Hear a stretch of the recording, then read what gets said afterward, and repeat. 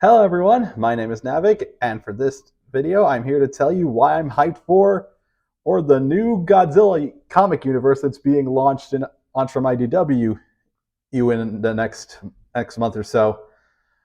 Oh, and it's basically titled Godzilla, the Kai-Sei era. And yeah, obviously if anyone who knows me and follows me, I'm a huge fan of tokusatsu style movies, he's in giant monsters and all that stuff. Though I'll be honestly, most of my tokusatsu monster love has been for stuff like the Ultraman series, Super Sentai, I some of the and the Pacific Rim a bit. It's because that's part kaiju, part mecha. Uh, and Godzilla has been, despite being like one of the foundational pillar of the kaiju genre, has been more of a passing, more of a casual, or like interest of mine. And I've seen all of Brandon Tell's reviews of like some of the classic Godzilla movies. I've watched the original Gojira, and of course I've been digging the hell out of the MonsterVerse as like a fun spectacle films. That was a big kaiju action, and I do plan on seeing Godzilla -1. That's on my list. But of course, I am a comic fan, and I want to talk about comics. And this is a good way to get some kaiju comics picks on my channel, and because I am planning on going back to doing my regular comic reviews, since I'm getting back into the swing of doing YouTube. So, what is the Kai-Sei era exactly? Well, basically, it's a new shared universe of Godzilla comics launched by IDW.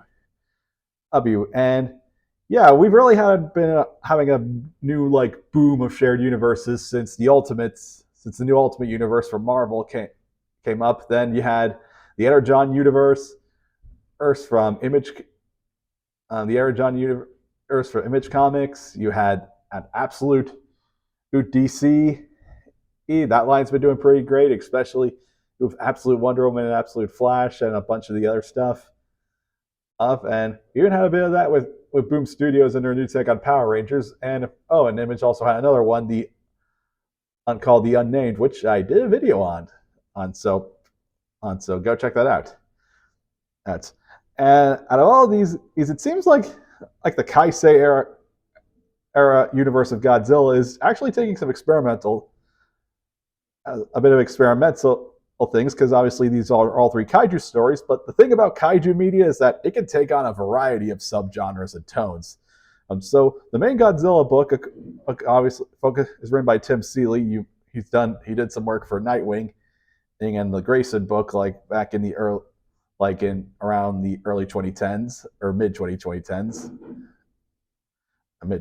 I mean.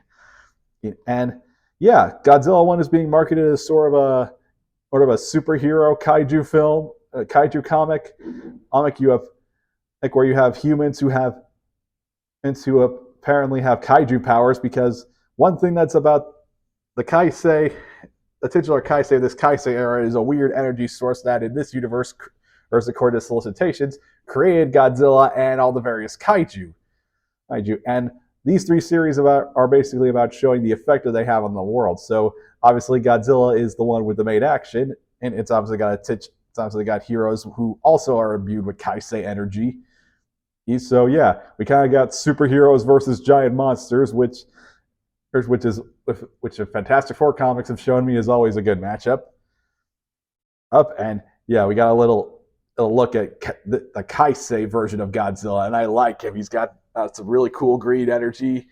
He's got kind of a weirder look akin to something like Shin Godzilla. But also, there's also, I see some also elements of legendary Godzilla in there.